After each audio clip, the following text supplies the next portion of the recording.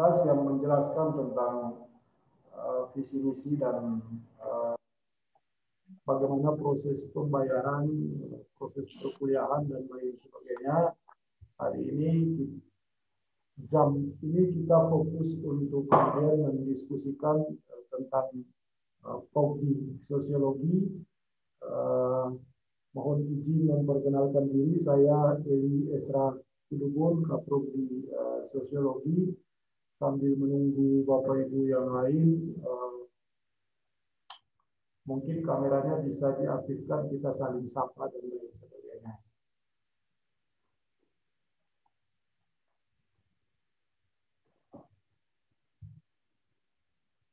Selamat datang Om Roy, Kak Alfi, Pak Ronald dan Bapak Ibu orang tua mahasiswa angkatan 2000 program studi sosiologi. Kita melanjutkan diskusi kita di program studi sosiologi. Tapi sebelum lanjut, apakah suara saya kedengaran ya?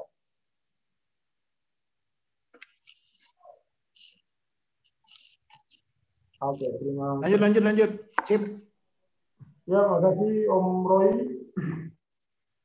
Saya kira ada beberapa hal yang perlu saya sampaikan. Jadi cara diskusi kita hari ini adalah terkait dengan program studi sosiologi, bagaimana dikembangkan ke depan dan apa yang perlu kami sudah buat dan akan kami buat untuk teman-teman mahasiswa angkatan 2020.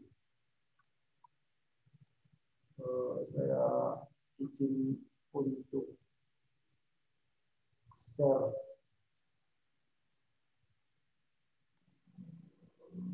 Nah, diskusi kita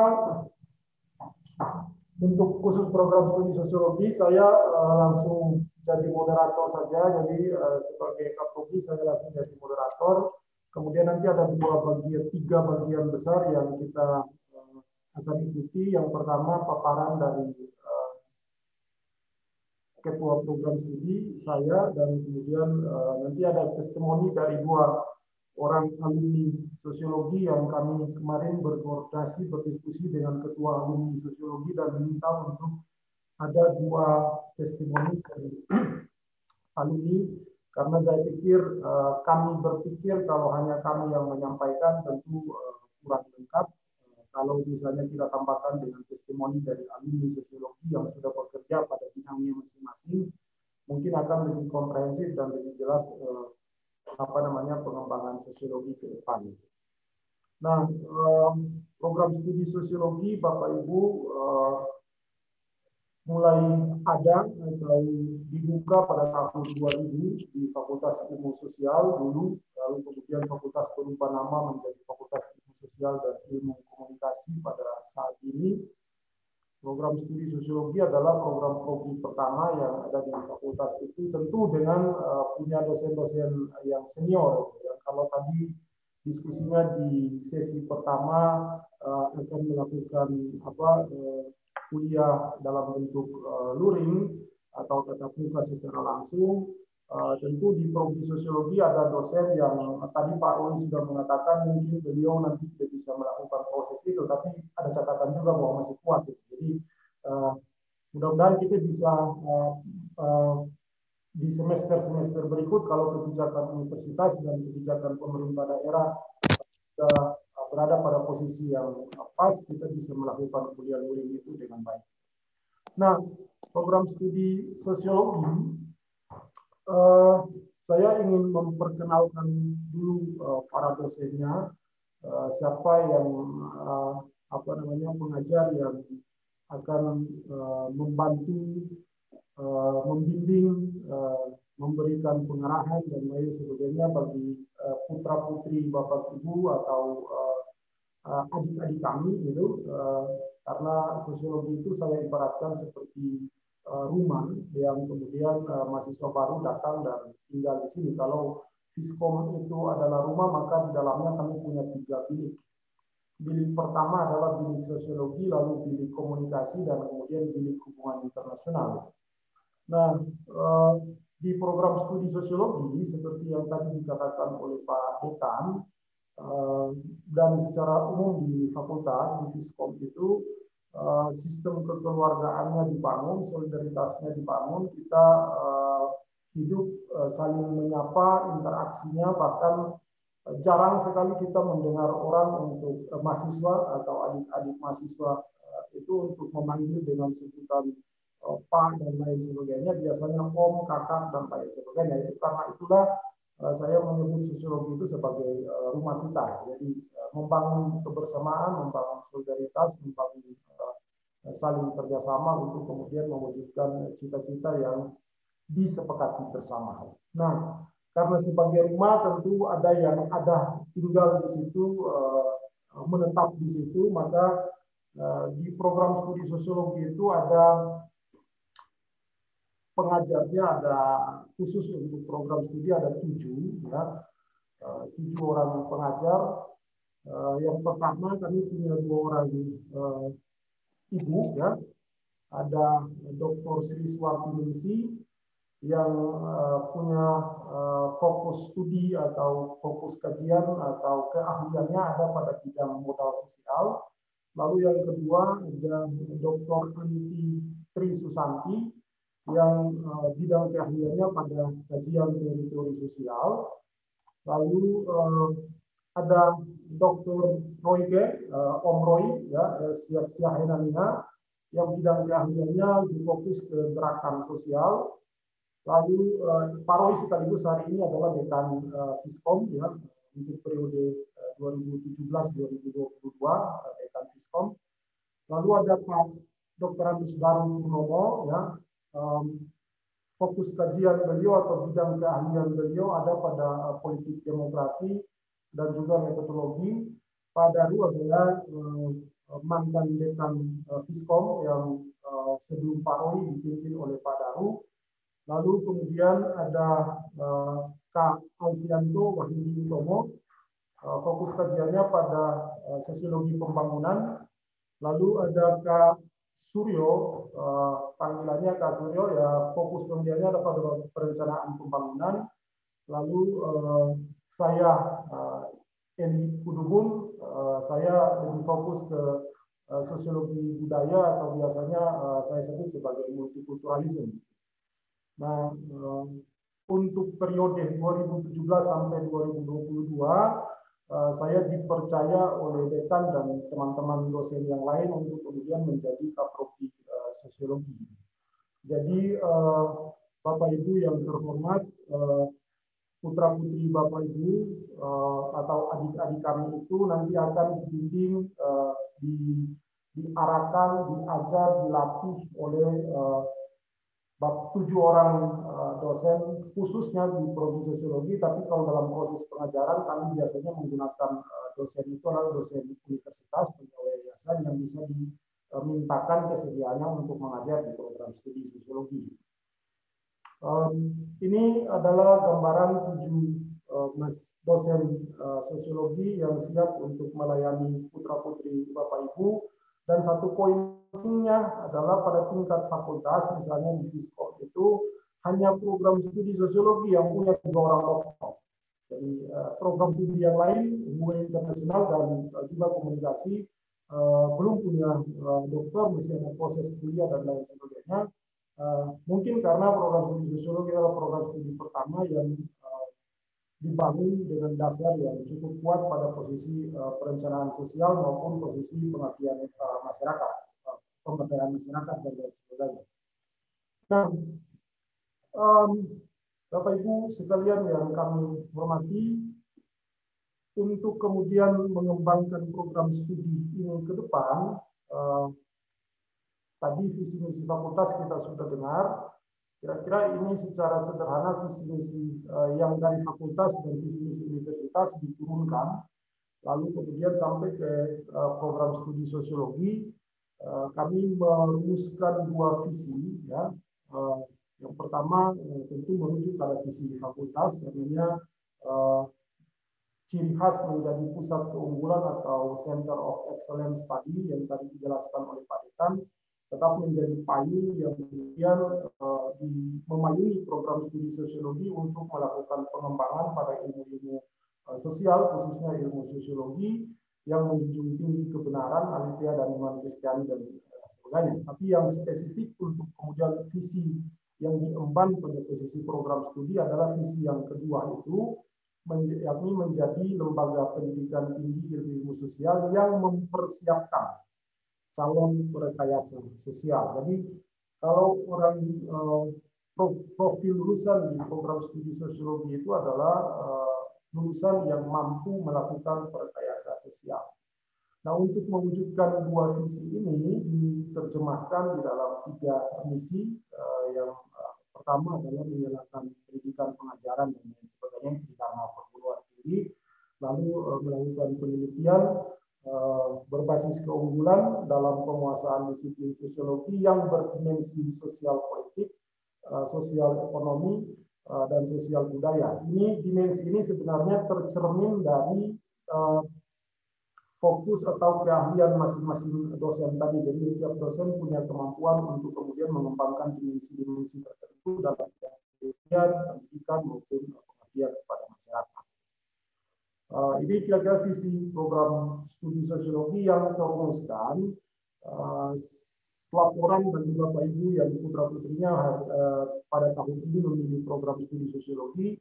Visi misi ini memang juga sedang dalam proses penggodokan kembali atau dibahas kembali karena kita sedang ada dalam proses penyusunan kurikulum yang baru untuk mengintegrasikan dengan kampus Merdeka dan Merdeka Belajar yang merupakan visi dari Pak Menteri atau biasanya disebut dengan Mas Menteri.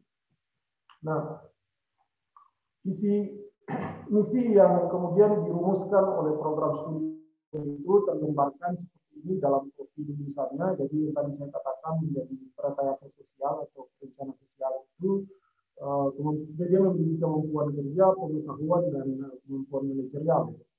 Ini adalah profil yang coba dibangun dalam program studi sosiologi untuk kemudian mampu melakukan perekayasa sosial dan perencanaan sosial dalam masyarakat Indonesia khususnya yang multikultur dan multidimensi. Jadi kalau kita lihat konflik-konflik dan lain sebagainya, realitas-realitas sosial yang muncul dalam konteks masyarakat, masyarakat pedesaan, masyarakat pertanian, masyarakat pesisir, masyarakat pedalaman, dan lain sebagainya, dikaitkan lagi dengan latar belakang identitas politik dan agama, tentu memiliki potensi-potensi baik itu yang positif maupun negatif, karenanya sosiologi menjadi penting untuk kemudian melihat realitas-realitas sosial itu.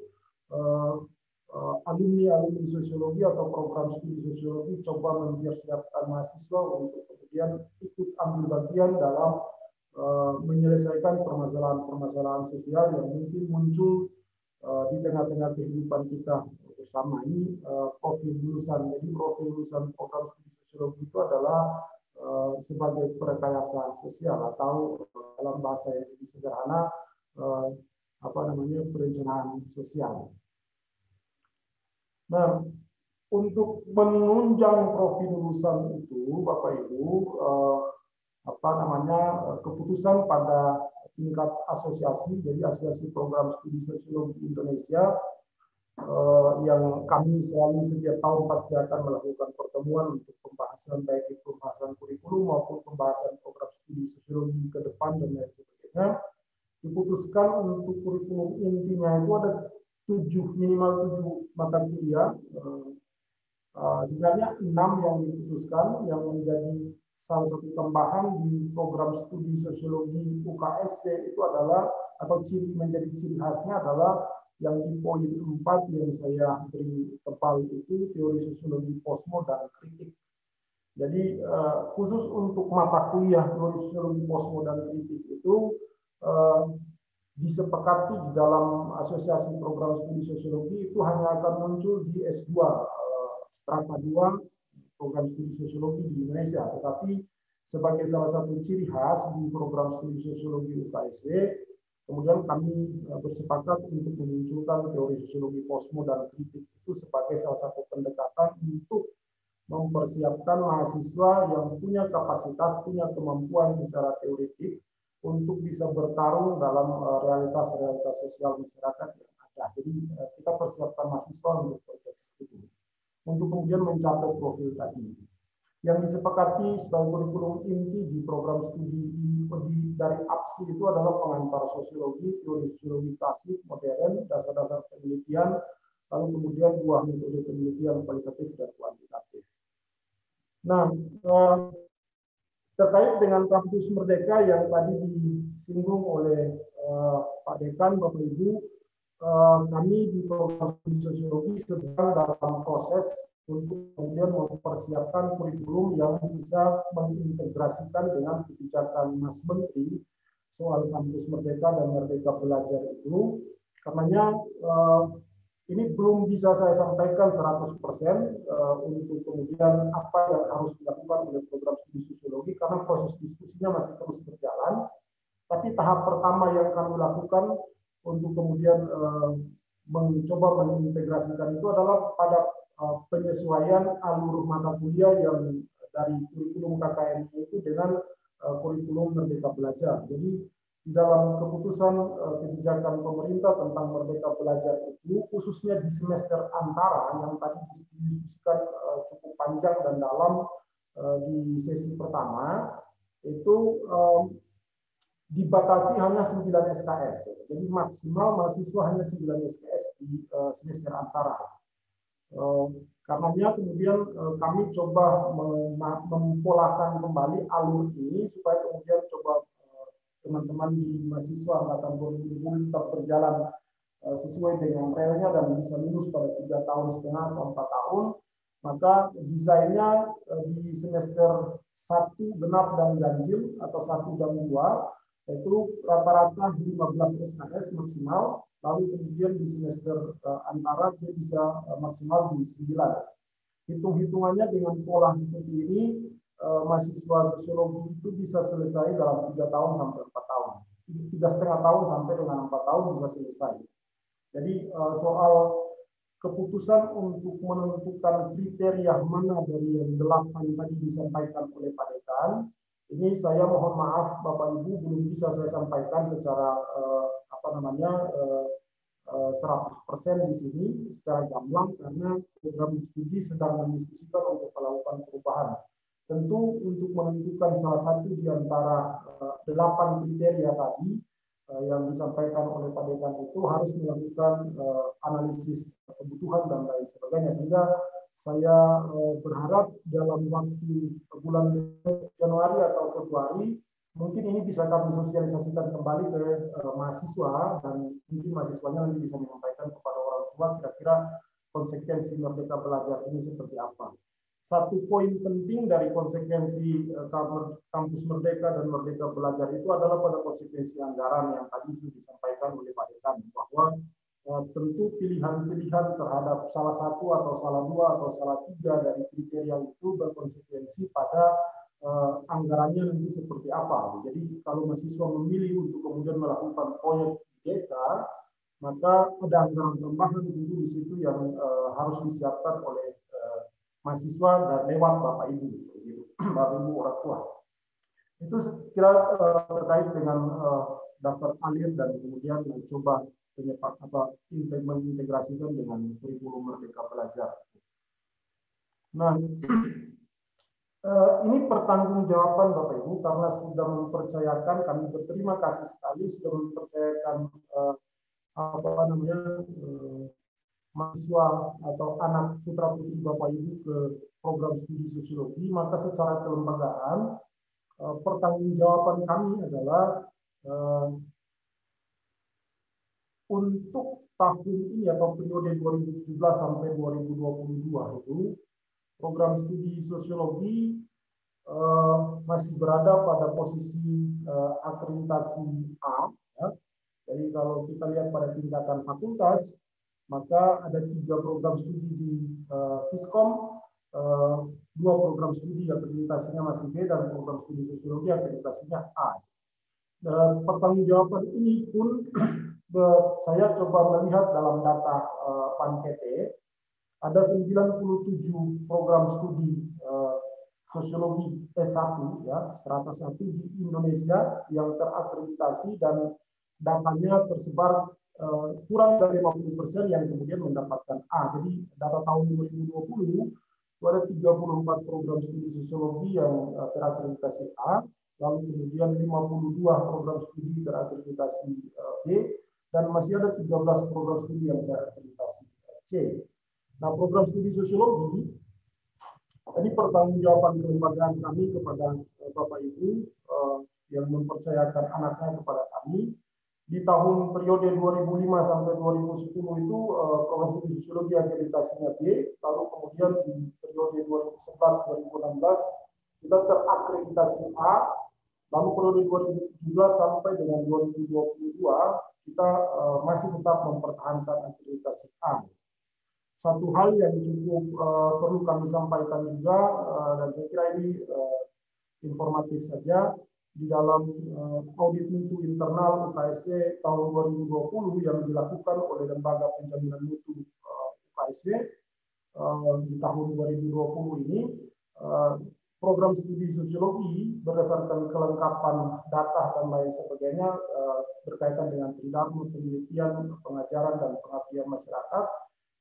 Untuk 54 program studi di UKSW, program studi sosiologi berada pada urutan pertama kelengkapan data itu. Jadi saya kira dengan data seperti ini kami masih cukup yakin bahwa di tahun 2022 ketika melakukan akreditasi kembali, kami masih akan tetap mempertahankan A ataupun mungkin bisa naik pada level yang lain.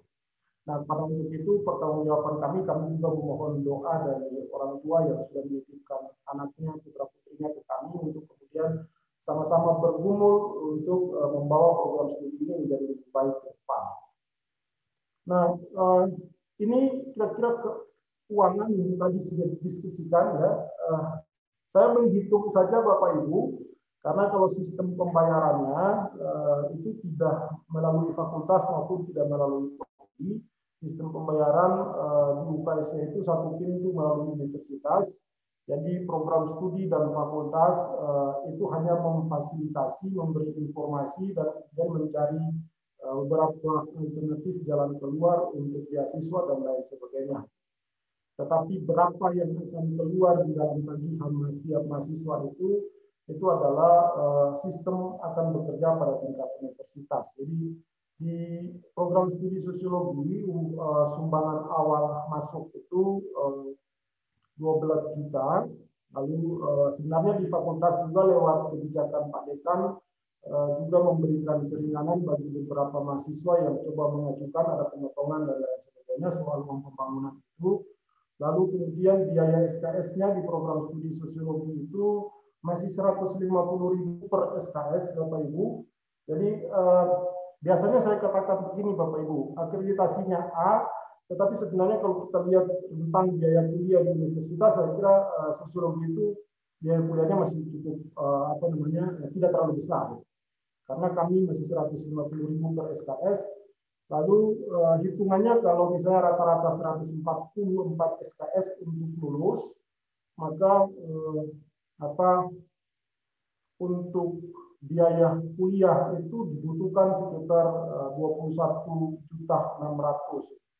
Tetapi di dalam desain kurikulum program studi tentu ada yang disebut dengan mata kuliah praktek. Jadi ada daringnya, ada garis miring. Jadi yang tadi ditunjukkan oleh Pak Eko, SKS ambilnya berapa, SKS bayarnya berapa. Nah, kami hitung lagi di dalam desain kurikulum itu ada 7 SKS daring ya. Jadi kalau misalnya ditambah dengan 7 SKS itu maka 151 ya SKS yang harus dibayar oleh mahasiswa. Jadi kalau 7 SKS kali 150 ketemunya 1.050.000. Lalu biaya pelayanan pendidikan yang tadi dijelaskan oleh Pak Eko 1.500.000 itu per tahun, 1.800.000 per tahun. Jadi total biaya untuk kemudian bisa selesai di program studi sosiologi itu ada sekitar 41.850.000. Ini baru hitungan pada SKS-nya Bapak Ibu. apa namanya biaya lain-lain yang kemudian masuk dalam praktek lapangan sebidang dan kemudian praktek lapangan terpadu itu. Dua model praktek ini mahasiswa biasanya melakukan praktek di institusi-institusi yang merupakan pilihan mahasiswa ataupun di desa yang kemudian ditetapkan oleh fakultas maupun program studi. Di sana ada biaya-biaya tambahan seperti tempat tinggal dan penginapan dan lain sebagainya yang mungkin nanti adik-adik kami ya mahasiswa sosiologi itu akan meminta kepada Bapak Ibu. Jadi maksud saya adalah kalau hitungan SKS-nya ini sudah tetap dan tidak berubah selama dia akan kuliah di sini, tetapi mungkin ada tambahan-tambahan lain pada saat kuliah praktek lapangan dan lain sebagainya, biaya-biaya itu. Jadi kalau ada mahasiswa yang minta uang di luar yang ini, maka ada alasan untuk bisa ada alasan khusus yang kemudian bisa dipakai sebagai dasar berpikir untuk meminta anggaran atau meminta uang dari orang tua. Lalu yang ketiga, biaya lain yang tadi saya katakan belum bisa kami putuskan berapa totalnya, itu terkait dengan integrasi dengan kebijakan Merdeka Belajar dan Kampus Merdeka itu. Ini mungkin nanti akan saya tahun depan coba kami sosialisasikan. Lalu terkait dengan biaya lain-lain itu adalah biaya hidup di Salatiga selama proses perkuliahan. Ini tentu tergantung dari selera mahasiswa dan orang tua. Kalau kita lihat rata-rata kos-kosan tempat tinggal di Salatiga itu masih ada di standar 300.000 sampai dengan 1.750.000. Jadi seleranya masing-masing, mau mengambil tempat tinggal yang 1.750 silakan, mau mengambil tempat tinggal yang 350 pun silakan. Makan di Salatiga tentu masih cukup murah dibanding dengan kota lain. Jadi untuk biaya ini semuanya tercover di dalam biaya SKS dan lain sebagainya, itu semuanya tidak bisa diotak-atik karena akan keluar sesuai dengan tagihan by system yang di satu pintu di tingkat universitas. Nah, saya kira ini beberapa hal Bapak Ibu yang perlu kami sampaikan.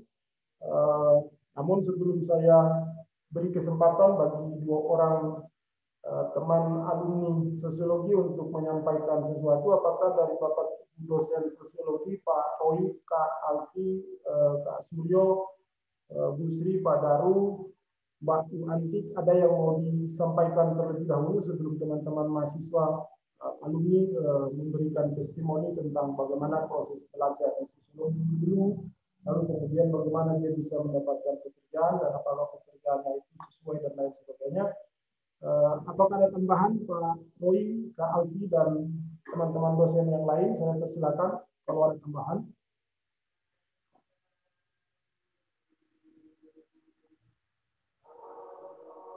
Lanjut. Pak Daru lanjut ya. Lanjut Kelly, lanjut. Oke, terima kasih Kak Alfi.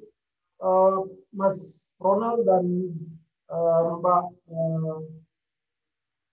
Dani, yang mau ngomong dulu siapa ini? Mas Ronald dulu ya. Bapak Ibu, saya mengundang dua orang alumni sosiologi, yang satu bekerja saat ini menetap dan bekerja di wilayah Indonesia bagian tengah, khususnya di NTT, di Sumba. Lalu yang satu lagi di Jakarta. Mohon izin untuk kemudian saya beri kesempatan bagi dua orang alumni ini untuk menyampaikan testimoni tentang program studi sosiologi. Kak Ronald, saya persilakan. Halo, apakah sudah terhubung? Sudah. Sudah ya, sudah ya. Oke.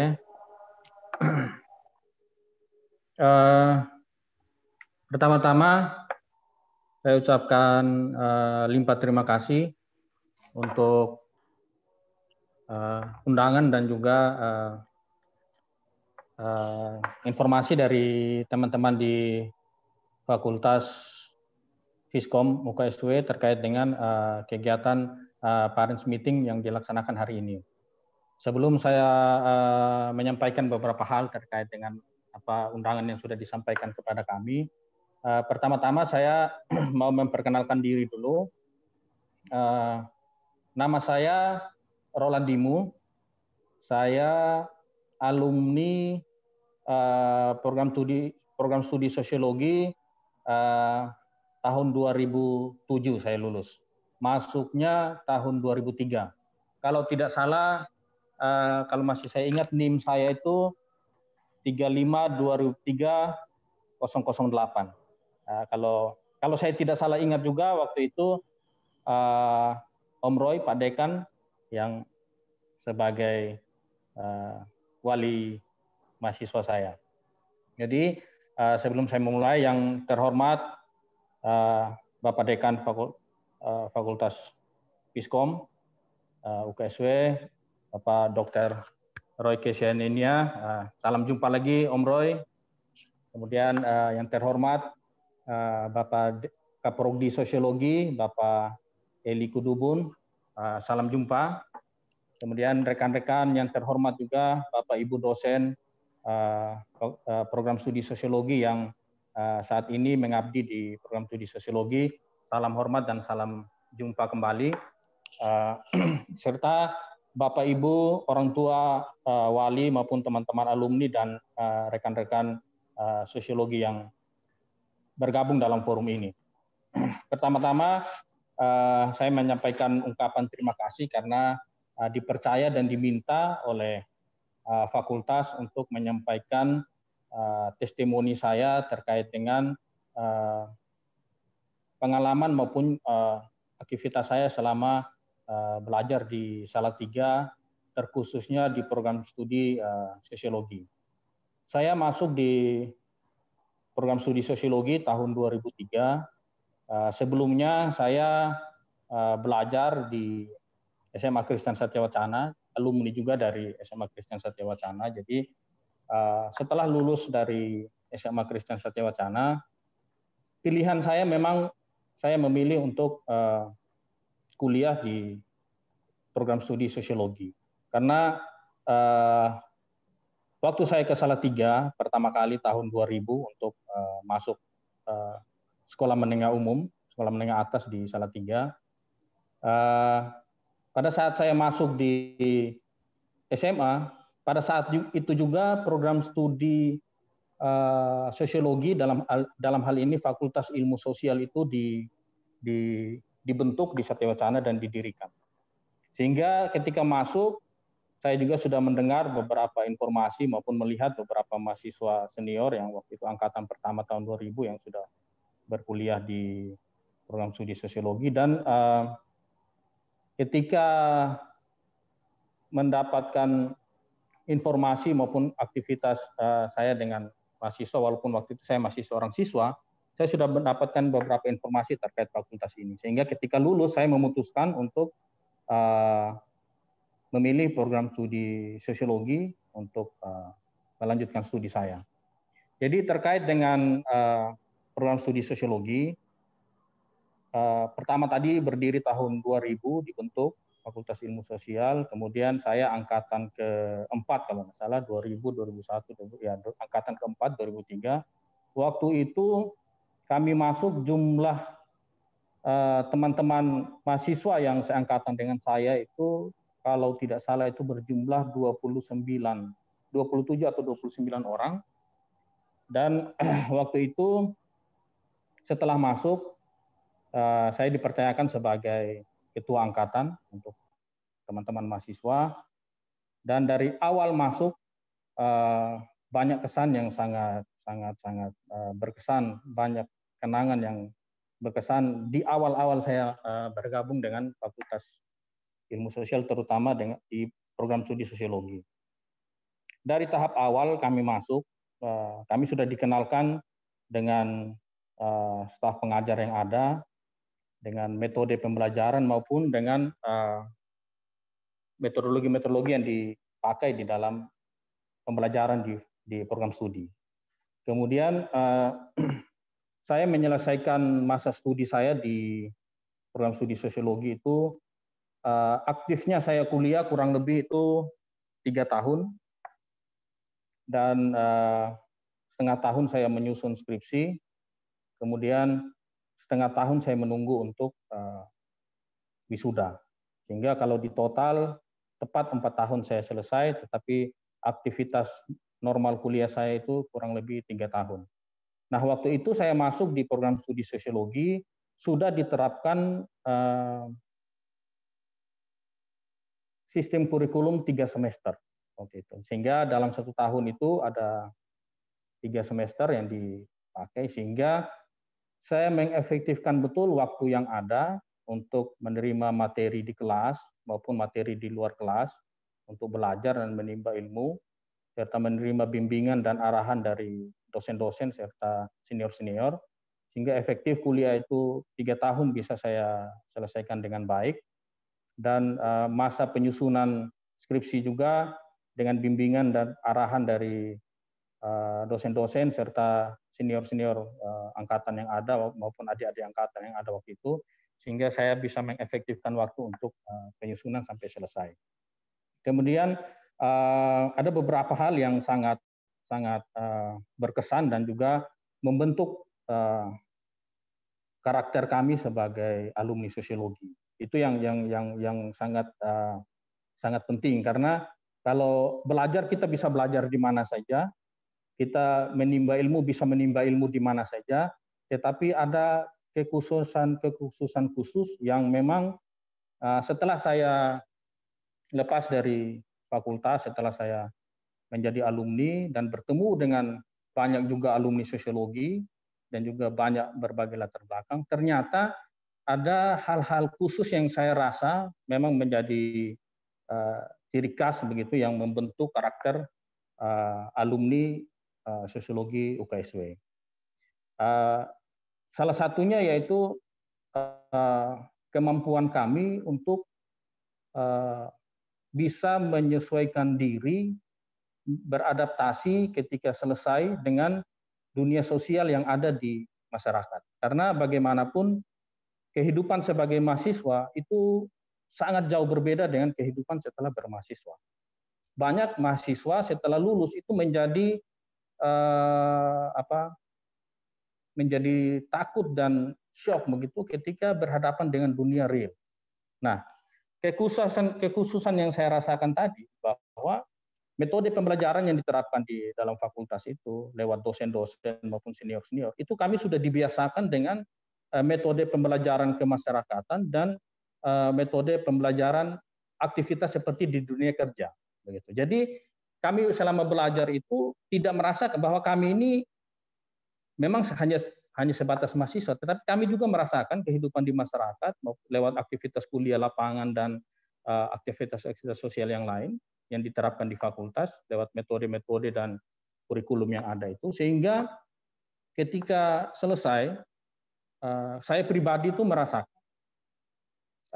saya lulus, saya diwisuda itu bulan September kalau nggak salah, dan waktu itu saya diwisuda seorang diri. Nggak tahu sampai setelah saya itu apakah ada juga alumni yang memang wisuda seorang diri, saya nggak tahu. Tapi waktu itu saya di fakultas saya waktu itu masih 2 program studi, saya diwisuda sendiri karena lulus sendiri dan tidak ada teman-teman lain yang lulus di tahun yang sama sehingga saya diwisuda sendiri. September saya wisuda, November itu saya sudah bisa terserap di dunia kerja. Jadi saya sangat bersyukur sekali lewat pengalaman-pengalaman maupun ilmu yang saya dapat ketika saya masuk terjun kembali ke masyarakat. November itu saya sudah mulai masuk ke dunia kerja. Jadi sebelum saya menjadi aparatur sipil negara, saya tahun 2010 memutuskan untuk mengikuti seleksi dan sekarang saya menjadi aparatur sipil negara. Sebelum itu, ketika lulus 2007 itu, saya mengikuti seleksi untuk menjadi jurnalis di salah satu media besar di Pulau Jawa, di Jawa Pos waktu itu.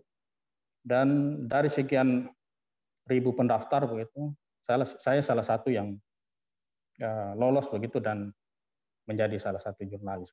Tetapi tidak berlangsung lama, tidak sampai kurang dari setahun waktu itu saya jadi jurnalis. Kemudian ketika saya menjadi jurnalis itu saya juga mendapatkan tawaran dan juga mendapatkan peluang untuk bergabung dalam program community development yang dilaksanakan oleh World Bank itu dengan pemerintah Indonesia lewat program pemberdayaan yang dilakukan di seluruh Indonesia. Dan waktu itu ada seleksi, saya ditawarkan, dan waktu saya ikut seleksi saya lolos juga di bulan sekitar Agustus. Akhirnya saya harus memilih apakah tetap menjadi jurnalis atau community development. Tapi karena background saya selama kuliah dan juga aktivitas saya selama di Satya Wacana banyak dididik dalam community development, kemudian saya mengambil tantangan itu, kemudian saya bergabung menjadi dalam program community development, pemberdayaan masyarakat, dan menjadi fasilitator pendamping di beberapa wilayah di Jawa Tengah. Kemudian kurang lebih 1 tahun lebih saya di community development.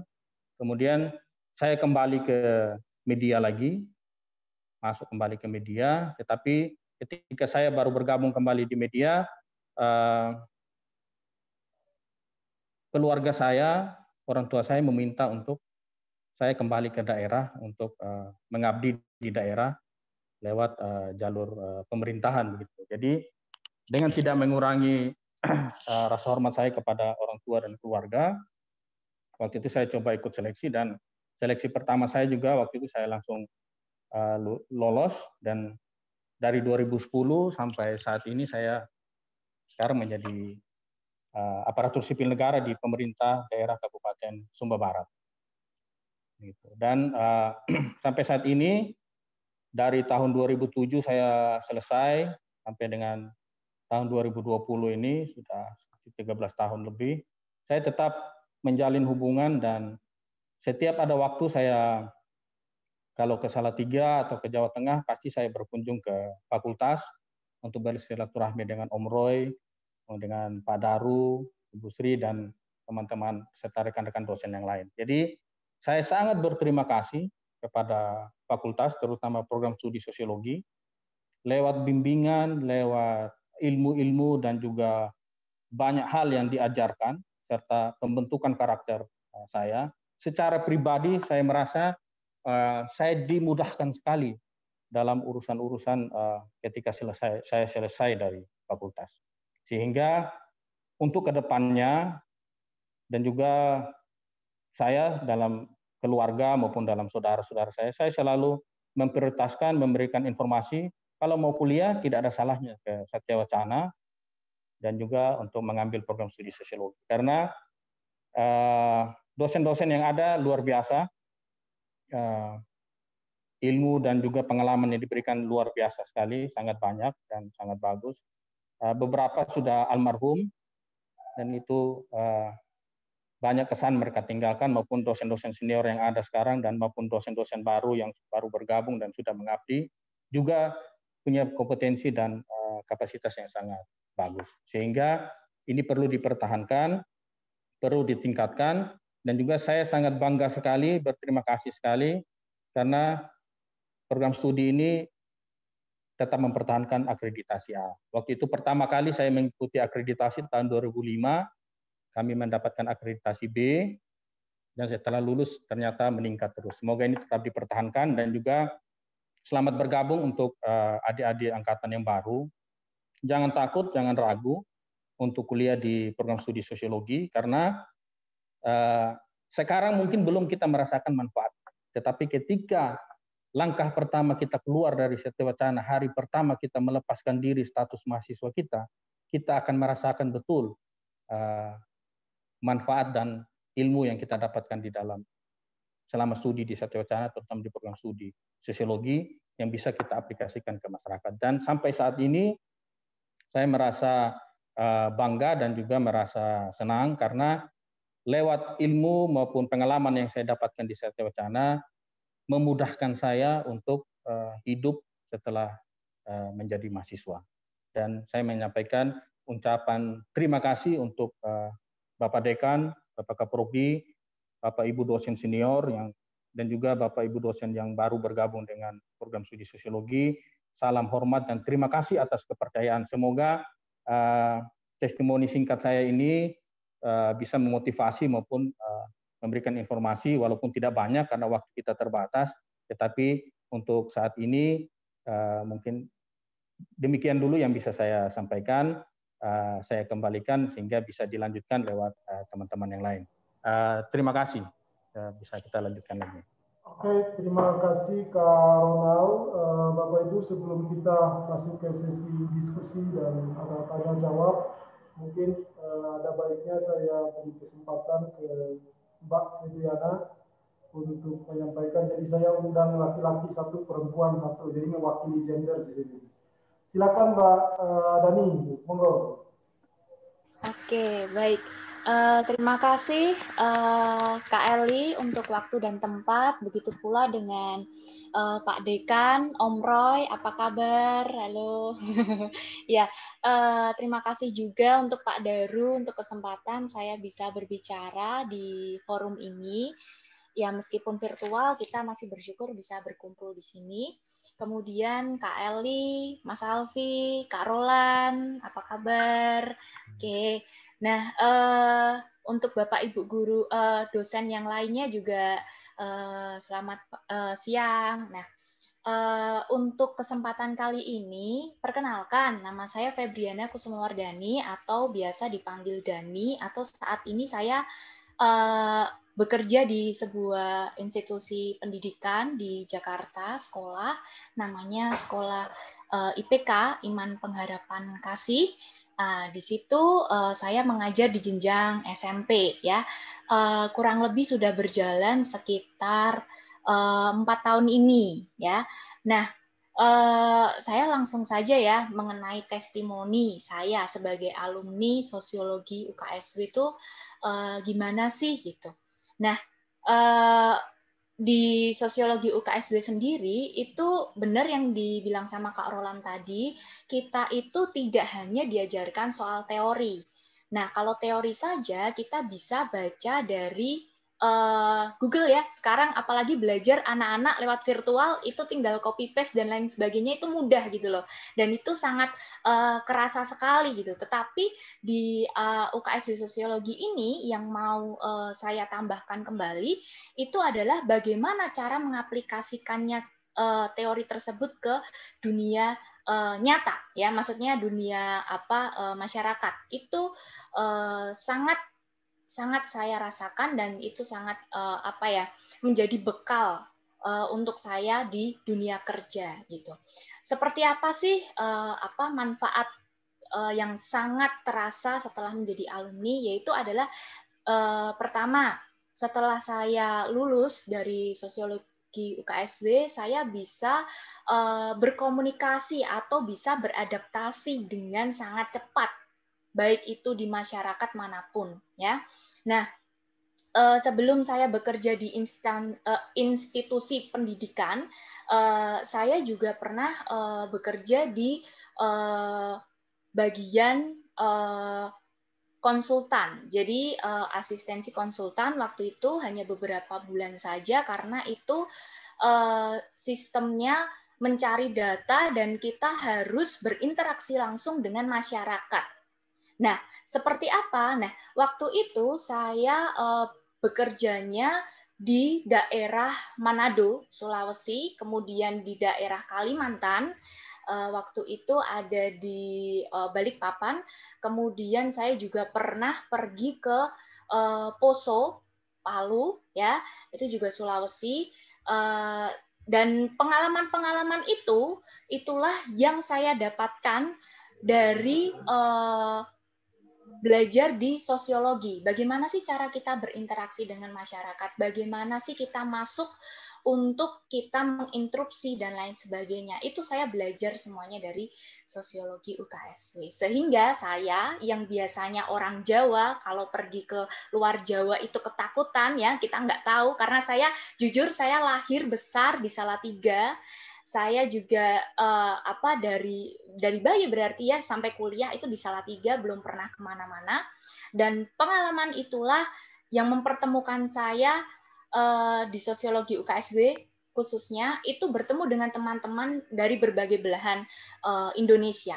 Mau itu dari Sabang sampai Merauke itu saya bertemu dan disitulah saya mulai belajar bagaimana sih budaya kalian, bagaimana sih cara berinteraksi dengan kalian. Nah, itu secara live, secara langsung saya rasakan. Sehingga saat saya bekerja secara langsung, terjun ke lapangan, itu tidak terlalu susah. Dan itu justru menjadi hal yang menarik dan sangat menyenangkan bagi saya. Gitu. Saya nggak ada rasa takut, saya nggak ada rasa cemas saat saya harus pergi ke luar Jawa yang notabene mungkin kalau melihat di berita-berita mungkin atau labeling ya, masih ada labeling kalau misal orang timur dan lain sebagainya itu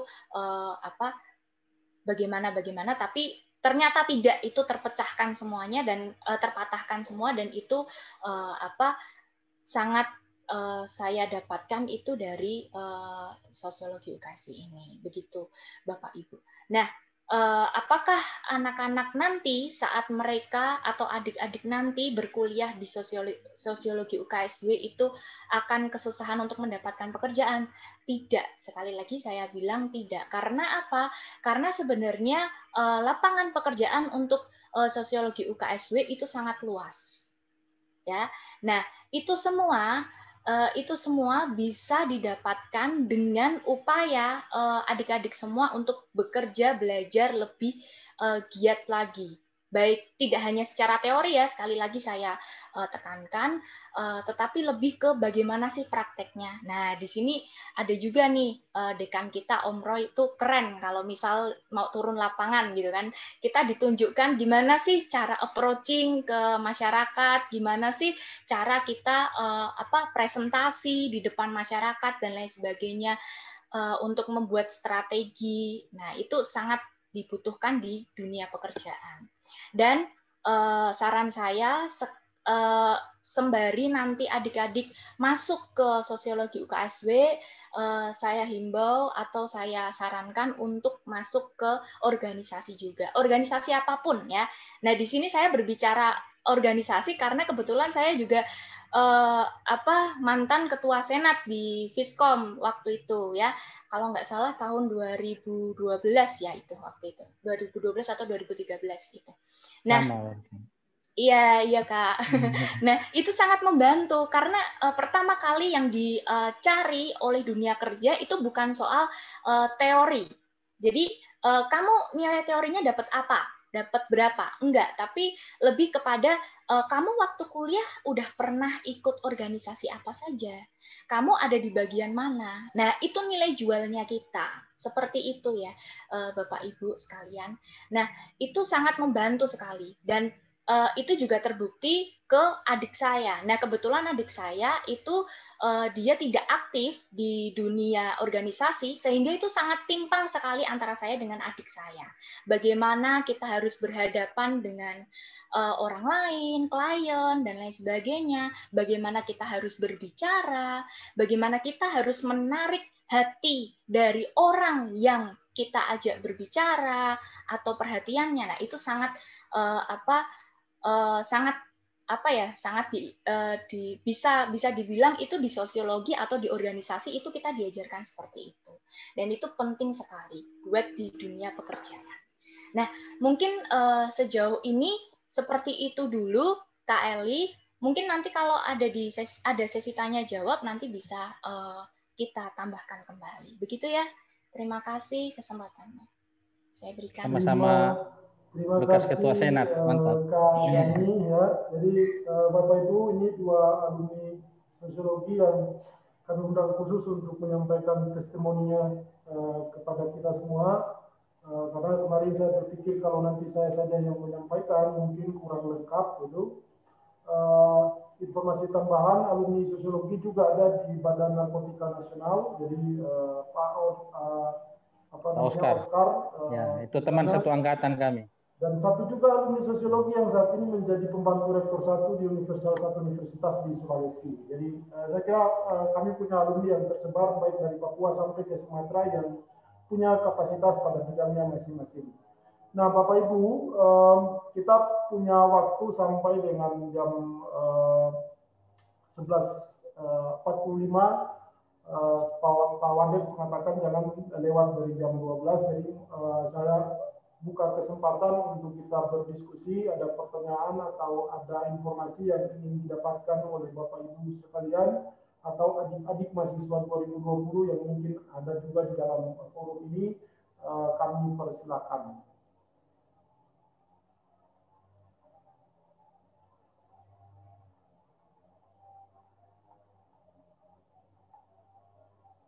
Ada pertanyaan, komentar atau meminta informasi tambahan, saya persilakan. Ada permintaan dari tim parents meeting, nanti kalau sebelum ditutup acaranya, Bapak Ibu semuanya dimohon untuk mengaktifkan kamera karena akan di screenshot sebagai dokumentasi fakultas. Silakan Bapak Ibu kalau ada pertanyaan atau informasi tambahan atau keluhan atau apa yang diminta untuk dijelaskan lagi, kami persilakan, kami beri waktu untuk kita berdiskusi. Mungkin saya tambahkan sedikit, Kak Eli, terkait dengan, boleh? Bisa? Oh ya. Karena tadi saya ikut juga pemaparan dari pihak universitas, dan saya salah satu juga yang selama kuliah di Satya Wacana mendapatkan beasiswa. Saya waktu itu setelah tahun pertama masuk, begitu masuk di semester kedua, trimester ketiga maksudnya, mau masuk tahun kedua, saya waktu itu mendapatkan 2 beasiswa dari Satya Wacana. Dari program studi sosiologi, saya dapat beasiswa waktu itu sampai lulus dari awal tahun 2004 sampai saya lulus sampai wisuda itu baru beasiswa itu berakhir. Jadi adik-adik atau teman-teman yang mau masuk di program studi sosiologi juga punya kesempatan untuk mengakses beasiswa. Karena saya merasakan betul, saya dari keluarga juga tidak mampu, sehingga saya kuliah tadi lancar karena juga dibantu oleh beasiswa. Jadi terima kasih sekali Satya Wacana lewat jejaring beasiswa yang ada, sangat membantu kami waktu belajar. Jadi itu teman-teman tidak usah takut, kalau kuliah pasti ada. Kalau dapat kuliahnya baik, dapat nilainya baik, pasti dapat fasilitas beasiswa. Seperti itu yang saya tambahkan. Terima kasih. Terima kasih, Kolonel.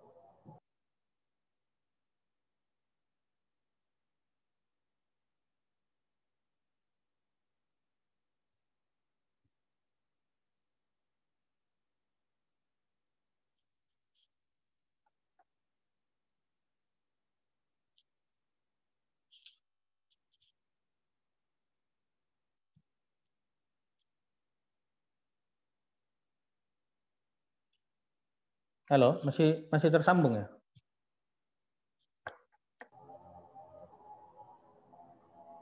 Bapak Ibu saya persilakan, atau dari Bapak Ibu dosen ada informasi tambahan yang mungkin mau diceritakan atau apa, saya persilakan. Nah, alumni sosiologi itu juga 2 orang dipercaya untuk menjadi dosen di program studi sosiologi saat ini. Yang pertama, saya juga alumni sosiologi dan Kak Alfi tadi juga adalah alumni sosiologi. Jadi program studi sosiologi baik maupun Fakultas Ilmu Sosial juga memberi ruang bagi kami untuk kemudian mengabdi. Ini sebenarnya pesannya adalah kemampuan yang dimiliki di para alumni itu tidak hanya kemudian diakui di dunia kerja, tapi di institusi tempat dia dilahirkan pun kemudian itu menjadi satu bentuk pengakuan bagi kami sebagai alumni. Pak Dekan ada tambahan?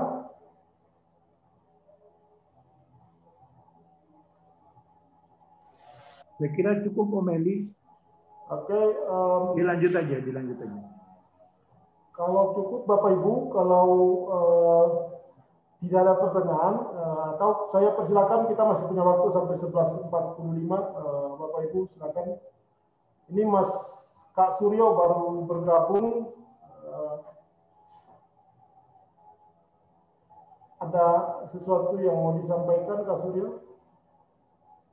Oke, Bapak Ibu, kalau jadi kita menunggu pertanyaan. Kalau tidak bertanya, artinya kalau memang semuanya jelas, kami dosen-dosen sosiologi berkomitmen untuk kemudian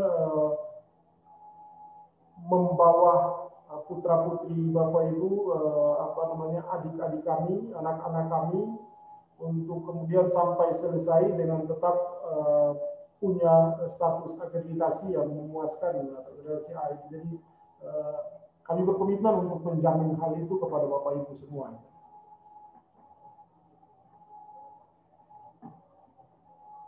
Ya, mungkin Kak Eli bisa dipaparkan juga terkait dengan beberapa profil alumni yang sudah ada, sehingga itu juga bisa menjadikan gambaran untuk adik-adik nanti yang akan masuk.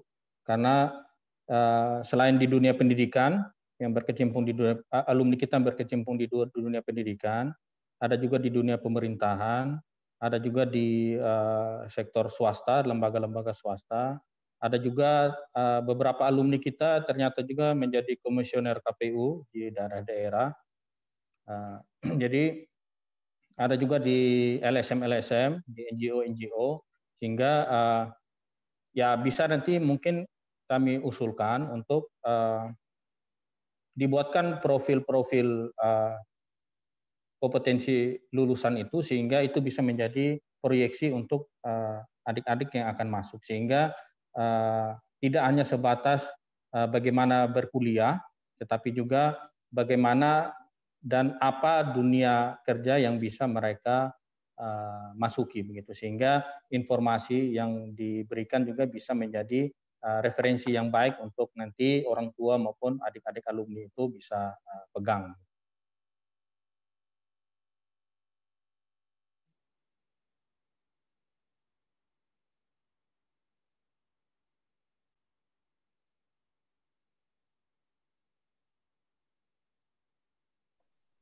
Halo Pak Eli, mana ini Pak Eli?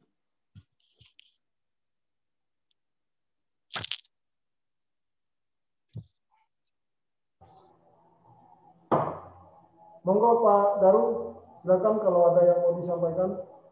Enggak, usulnya Pak Roland tadi untuk menyampaikan tentang profil ya, profil lulusan, kemudian lulusan-lulusan kita itu sudah ada di mana. Saya kira itu mungkin bisa, kalau ada datanya sampaikan saja.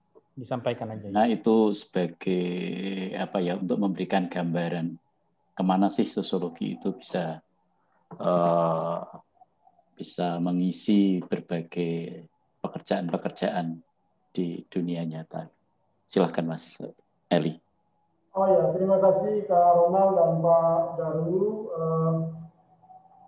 Dalam pengembangan kurikulum, profil lulusan itu memang sedang disusun ulang, tetapi dalam realitas yang hari ini kemudian kita dapati bersama,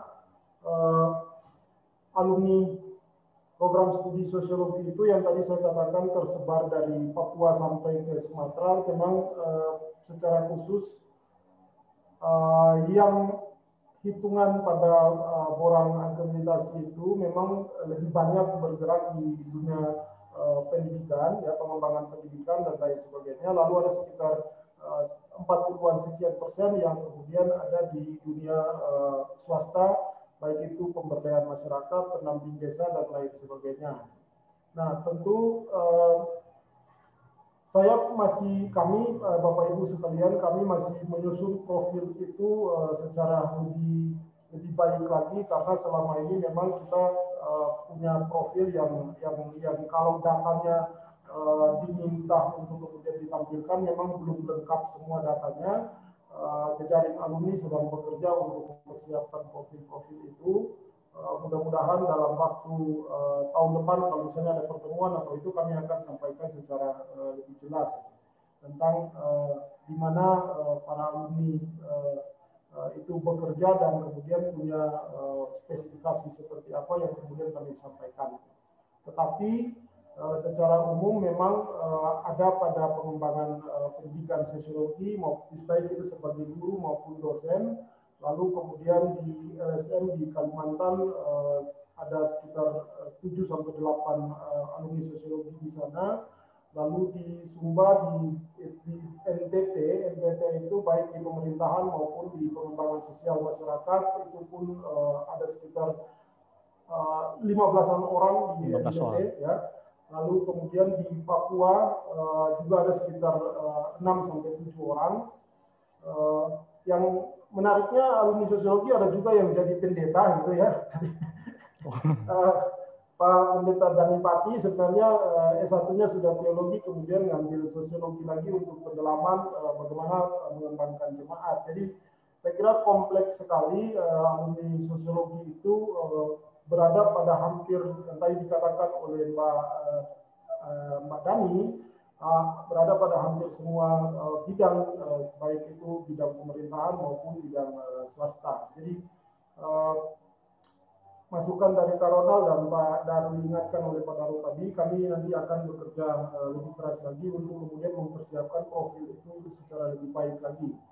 Kita baru membentuk jejaring atau pengurus alumni itu baru tahun ini dibentuk, jadi kemudian mohon bersabar, nanti kami coba koordinasi dengan pengurus alumni untuk kemudian menyusun data tentang profil lulusan. Saya kira itu yang mau saya sampaikan Bapak, Ibu, orang tua sekalian.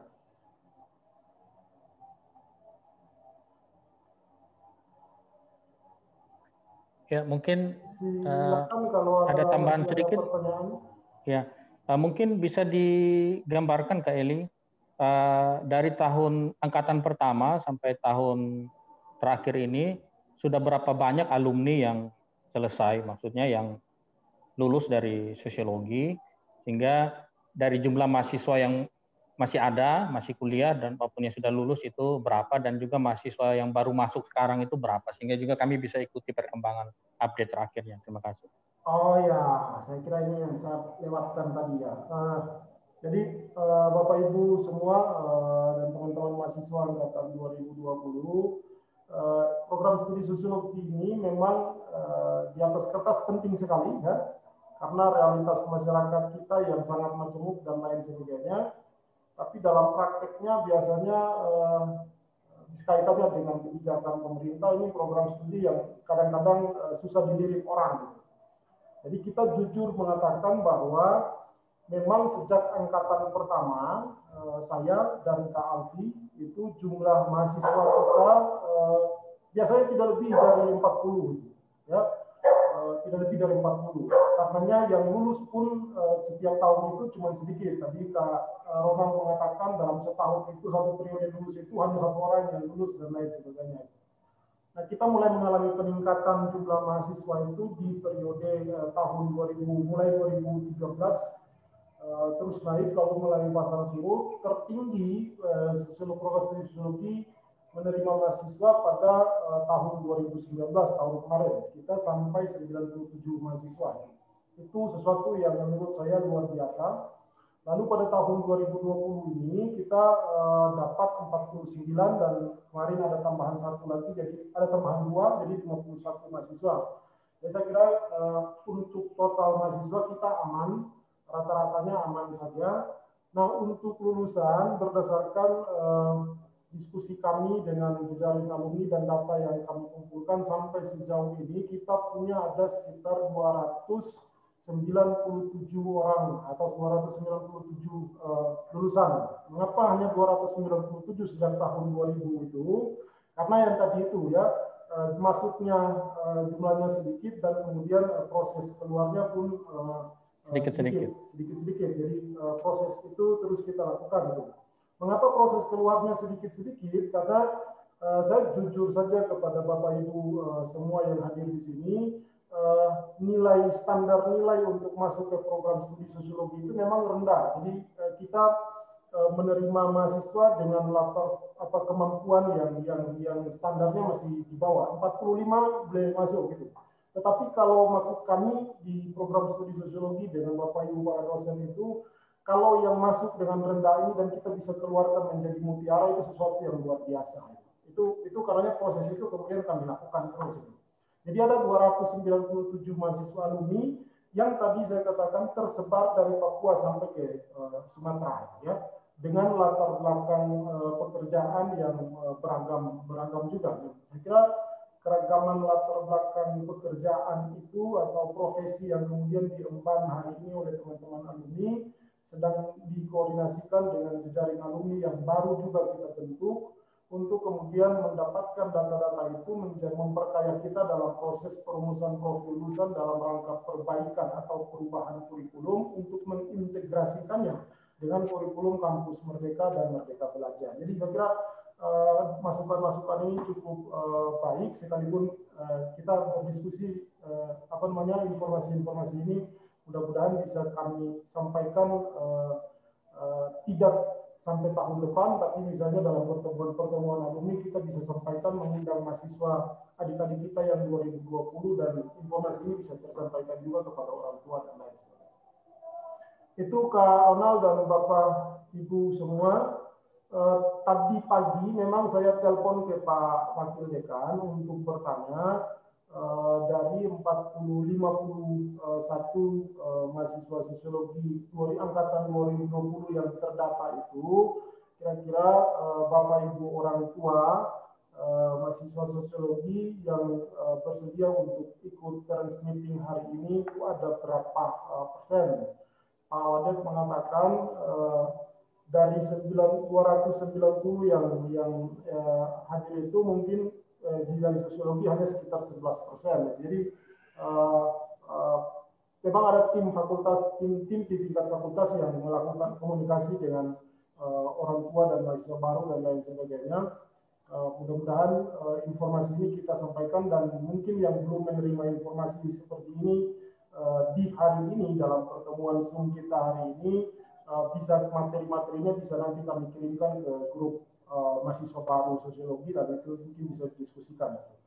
Kami terbuka, Bapak Ibu yang punya putra-putri yang kemudian dipercayakan kepada kami, informasi apapun kami terbuka untuk menyampaikan kalau misalnya itu ditanyakan kepada kami di fakultas maupun di program studi.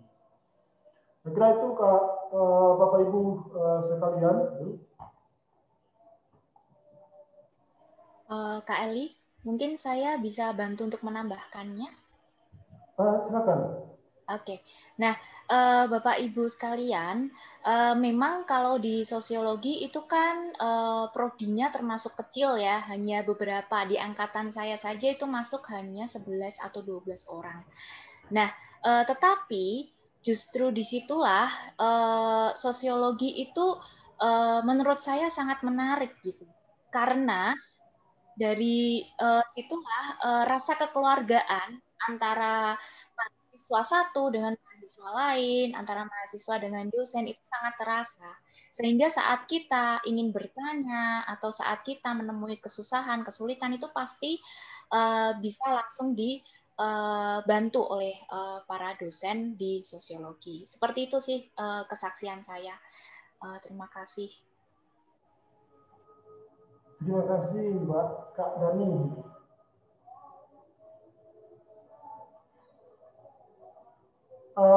Bapak Ibu sekalian, kalau memang tidak ada diskusi pertanyaan atau Bapak Ibu para dosen tidak ada lagi yang mau disampaikan,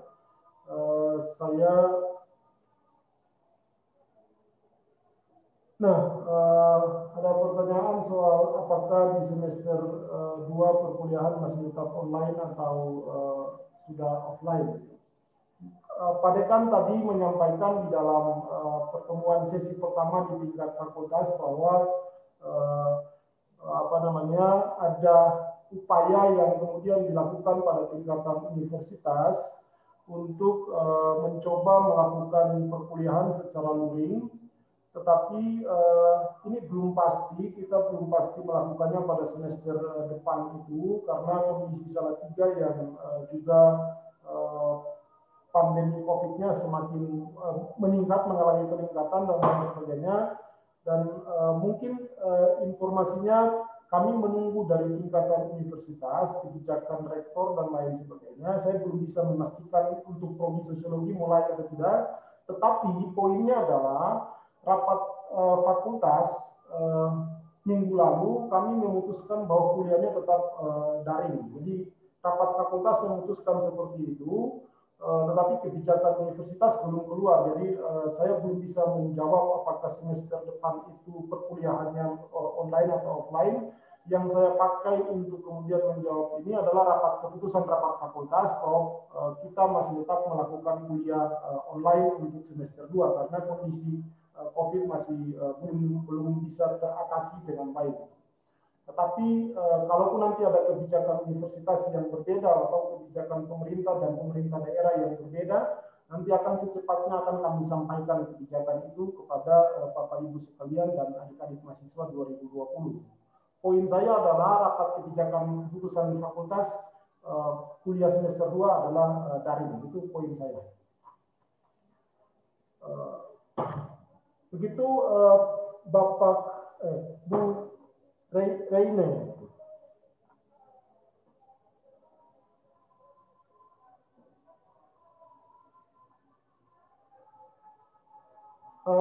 Apakah masih ada yang perlu informasi tambahan, bertanya, berdiskusi? Kalau Pak Daru, Kak Alfi, Kak Suryo, Om Roy, kalau masih ada tambahan saya persilakan.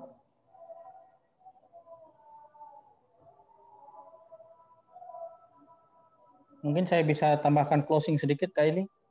Ya, silakan, Kak Ronald. Ya, untuk adik-adik ke depan yang akan melanjutkan studi ke program studi sosiologi, kuliah di program studi sosiologi UKSW itu sangat nyaman dan membahagiakan. Jadi kalau kuliah di situ tuh nyaman, membahagiakan, dan sampai lulus pun kita jadinya awet terus gitu, awet muda. Awet muda, walaupun tahunnya sudah umurnya bertambah, tapi tetap awet muda. Kenapa saya bilang begitu? Karena di program studi sosiologi itu, dari dekan sampai mahasiswa, kita tuh punya kedekatan emosional yang sangat baik. Pak Dekan kita bisa panggil Om Roy. Di kelas kita tegas kuliah antara dosen dan mahasiswa, tapi di luar kelas hubungan interaksi bukan lagi dosen dan mahasiswa saja, tapi bisa menjadi om, bisa menjadi kakak, bisa menjadi saudara, bisa menjadi partner debat. Begitu juga dengan dunia organisasi yang ada, sehingga pasti nyaman sekali kuliah di situ karena di luar kelas kita tetap masih bisa menimba ilmu lewat interaksi yang ada, hubungan yang ada yang baik antara dosen dan mahasiswa. Itulah ya salah satu idealisme UKSW, Magistorum ad Scholarium itu, pergaulan akademik antara dosen dan mahasiswa, sehingga mahasiswa tidak menjadi canggung ketika bertemu dengan dosennya. Nah, itu yang membuat saya itu merasa nyaman sekali. Bahkan setelah lulus ini pun, saya bukan merasa sebagai alumni. Sampai saat ini pun saya merasa masih menjadi mahasiswa sosiologi, karena masih banyak ilmu yang saya belajar lewat Kak Eli, Kak Alfi, karena kami sering hubungan begitu, masih sering kontak-kontakan, dan masih ada hubungan kegiatan juga dari fakultas, masih ada beberapa event ke Pulau Sumba begitu, sehingga kami juga masih menjalin komunikasi lewat jaring alumni juga, sehingga ilmu itu tetap kita bisa dapatkan terus, hubungan itu tetap awet, walaupun umur kita semakin bertambah, tetapi kita tetap bisa panggil kakak, bisa panggil om, bisa panggil pak, bisa panggil ibu, bisa panggil apa aja, tetapi profesionalisme dalam belajar mengajar tetap terlaksana, sehingga saya rasa nanti adik-adik pun akan merasakan seperti apa yang kami rasakan, sehingga jangan takut, jangan canggung, karena kalau masuk di sosiologi tidak ada kata tidak lulus, pasti lulus, yang penting kita mau belajar dan kita mau membangun komunikasi yang baik dengan Bapak Ibu dosen, kakak-kakak dosen, om-om dosen, tante-tante dosen yang ada. Begitu. Jadi terima kasih atas kepercayaannya, semoga suatu saat kita bisa bertemu kembali di lain waktu. Terima kasih. Terima kasih Kak Ronald dan Bapak Ibu semua, Bapak Ibu orang tua mahasiswa baru angkatan 2020 yang saya hormati. Waktu kita sudah 11.46.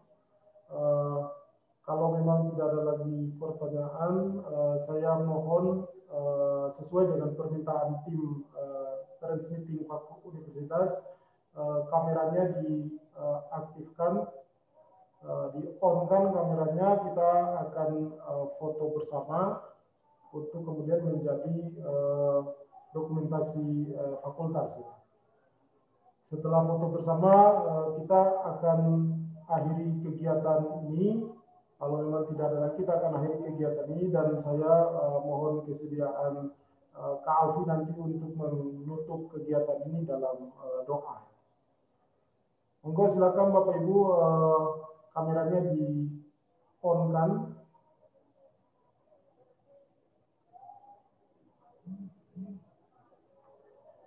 Kita akan foto bersama.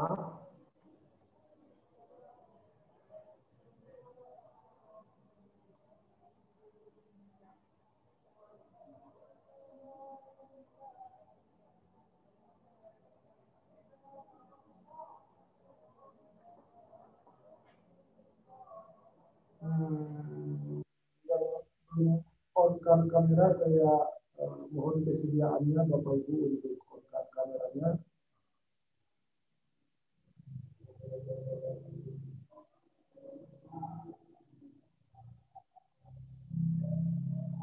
Ini kedua,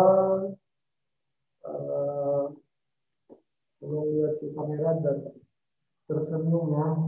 Kak Suryo, tolong senyum ya.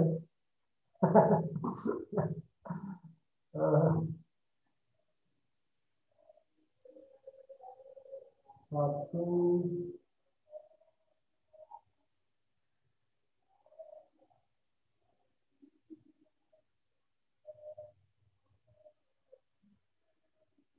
dua. Oke.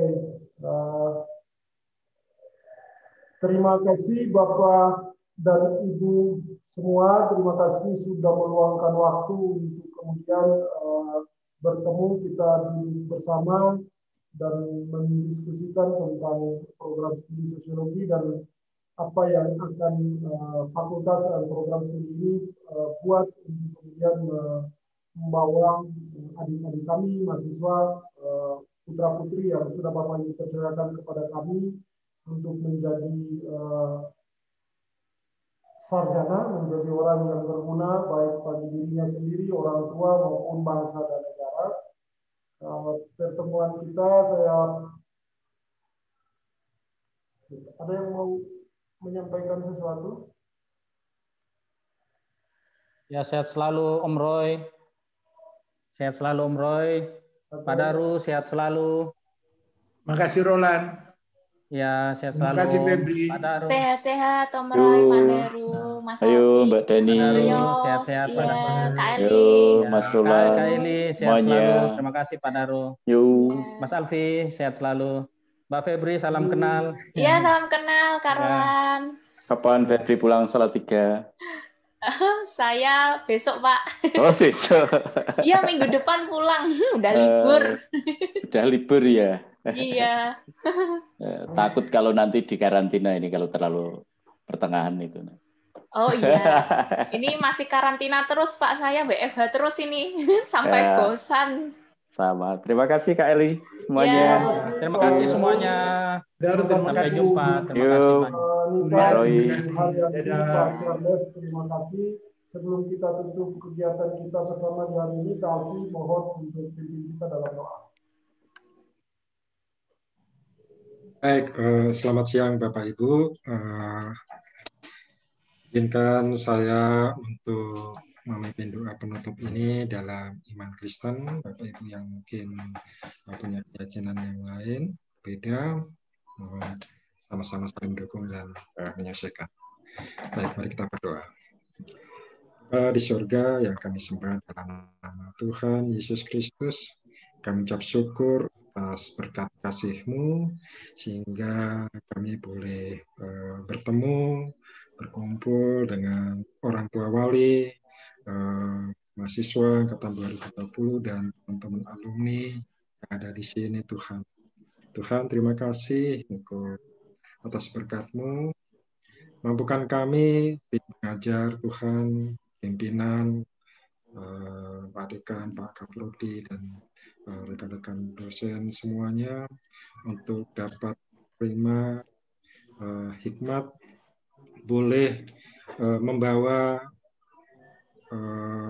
teman-teman mahasiswa angkatan 2020 ini untuk mengantarkan mereka menggapai cita-cita mereka, Tuhan. Sertai kami. Dan berkati juga orang tua wali yang ada di sini, Tuhan. Berkati mereka, berikan kesehatan, berikan rezeki, Tuhan. Dan teman-teman alumni yang lain. Bapa, kami serahkan semuanya, Tuhan, kami dalam tangan kasih-Mu yang kudus. Dalam nama Tuhan, kami berdoa. Amin. Amin. Terima kasih Bapak Ibu, terima kasih Kak Dani dan Kak Ronald, terima kasih Pak Dekan, Kak Alfi, Pak Daru, dan Mas Suryo. Terima kasih Bapak Ibu orang tua. Kita bertemu di lain kesempatan. Informasi yang lain tentang pengembangan program studi maupun hasil-hasil belajar putra-putri Bapak Ibu yang nanti yang ada di program studi sosiologi akan kami terus komunikasikan lewat grup angkatan 2020 dan nanti itu bisa didiskusikan secara bersama-sama. Kami terbuka untuk informasi apapun yang Bapak Ibu mau dapatkan dari kami akan kami sampaikan kalau misalnya itu ditanyakan kepada kami. Terima kasih, sampai bertemu di lain kesempatan. Tuhan memberkati. Shalom. Shalom. Shalom. Tuhan berkati. Dadah. Roland sehat? Ya, sehat Om. Amin. Sekarang di bidang apa kamu, Dan? Urus pertanahan. Di dinas Om. mana? Dinas pertanahan Om. Hah? BPN? Wah, duitnya Urus banyak tanah, itu. ya, Om. Amin Om. Duitnya banyak itu. Dinas yang basah. Tanah. Sekali ukur berapa itu? Tanahnya yang banyak. Sekali ukur berapa itu? Udah nggak boleh Om, itu nanti Saya ditangkap sudah berurusan KPK dengan Om. BPN itu. Hah? Enggak, itu hitungannya per meter. Kalau mau KPK mau lihat apa ngapain? Itu masuk Sekali di ukur per meter kas berapa negara. ya rolanya? Itu orang BPN itu kaya-kaya, tapi enggak tahu sekarang nih. Kayak monyet Di Om. BPN itu berarti kamu pegawai pusat. Enggak, masih Roland, Pemda Om. berarti kamu pegawai pusat. Masih Pemda Om. Tetap status Pemda Om. Kamu dari Pemda berarti? Staf Pemda ditempatkan atau? Bukan, memang ditempatkan di sana. Mengurusi urusan pertanahan. Itu di bawah apa? Dinas apa? Pertanahan, BPN? Di bawah Kemendagri Om. Dirjen Administrasi Kewilayahan itu. Bina Administrasi Kewilayahan. Itu BPN, di bawah BPN namanya? Bukan Om, di bawah Kemendagri Om, bukan. Oh, di bawah Dirjen Bina di... Administrasi Kewilayahan. Berarti you di Sekda ya? Iya, di Sekda. Oh, yo, biro ya, biro atau badan ya di Sekda. Iya, begitu. Oh, bukan di BPN-nya makere, kayak gitu mah hitung-hitungan doang. Makanya kayak monyet Om. Nanti mau ke Salatiga juga Om. Mau kerjasama dengan Pemda Salatiga juga Om. Boleh. Itu nanti Mas Suryo tuh. Kamu ngomong sama Mas Suryo tuh, Mas Suryo arahkan kamu, nanti, Suryo jago itu. Iya. Nanti awal tahun Om, mungkin Februari atau awal Maret ke Salatiga Om, secara resmi dari Pemda Om. Akan jalin kerjasama dengan Pemda Salatiga terkait penataan aset-aset tanah pemerintah Om. Ya, Pemda Salatiga lumayan tuh. Iya, karena itu. Salah satu referensi kan ada senior GMKI juga yang pernah kepala BPN di Salatiga itu, jadi nanti dapat banyak ilmu. Cuma masalahnya begitu dia tahu asetnya, tukar gulingnya tambah banyak, Roland. Ya, tukar untuk meminimalisir itu. Ya, administrasinya sangat bagus. Ya. Sekarang kan untuk penataan aset ya. Iya Om. Iya, asetnya bagus, mereka bagus. Iya. Untuk belajar asetnya Om, karena di daerah kami kan lagi pengembangan aset tanah pariwisata, sehingga mau belajar ke Salatiga terkait administrasinya, tertib administrasi, sehingga tidak mudah tukar guling yang mengakibatkan konflik di kemudian hari.